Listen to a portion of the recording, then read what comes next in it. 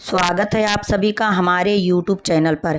पापान कुशा एकादशी व्रत कथा पढ़ने और सुनने मात्र से ही सभी पापों से मुक्ति मिलती है और वैकुंठ धाम की प्राप्ति होती है। पापान कुशा एकादशी के दिन भगवान विष्णु की विधिवत पूजा करने के साथ साथ इस व्रत कथा का पाठ करना भी बेहद फलदायी माना गया है। ऐसी मान्यता है कि इस दिन इस व्रत कथा का पाठ करने और सुनने मात्र से जन्मों के पाप से मुक्ति मिलती है और स्वर्गलोक की प्राप्ति होती है। हिंदू धर्म में एकादशी तिथि का विशेष धार्मिक और आध्यात्मिक महत्व माना गया है। प्रत्येक माह के कृष्ण पक्ष और शुक्ल पक्ष की एकादशी व्रत को उपवास के रूप में मनाया जाता है। हर एकादशी का अपना अलग अलग उद्देश्य और धार्मिक महत्व होता है। इन्हीं में से एक है अश्विन माह के शुक्ल पक्ष की एकादशी, जिसे पापान कुशा एकादशी कहा जाता है।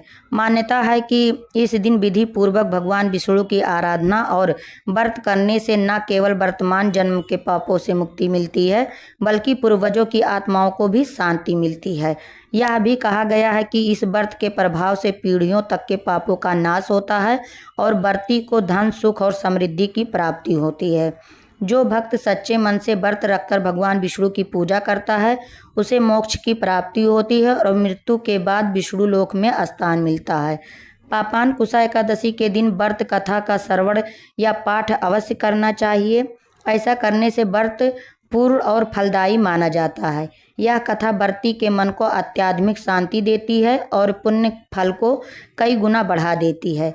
आइए जानते हैं पापान कुशा एकादशी की संपूर्ण व्रत कथा।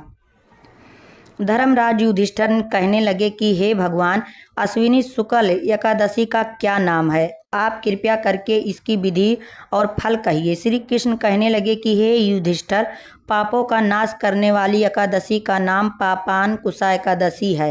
हे राजन, इस दिन मनुष्य को विधि पूर्वक विष्णु जी की पूजा करनी चाहिए।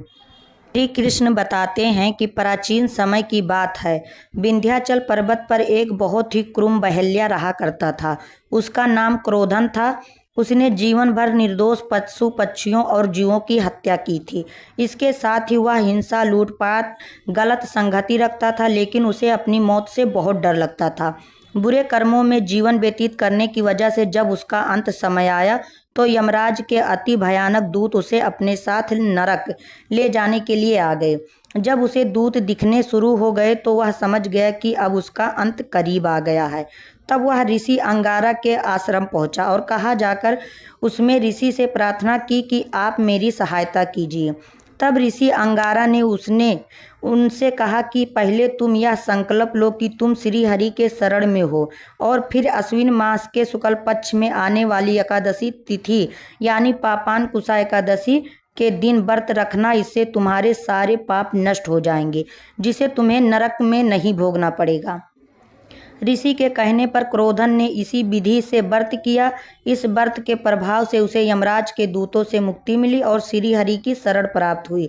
तब से ही पापान कुशा एकादशी का व्रत किया जाने लगा।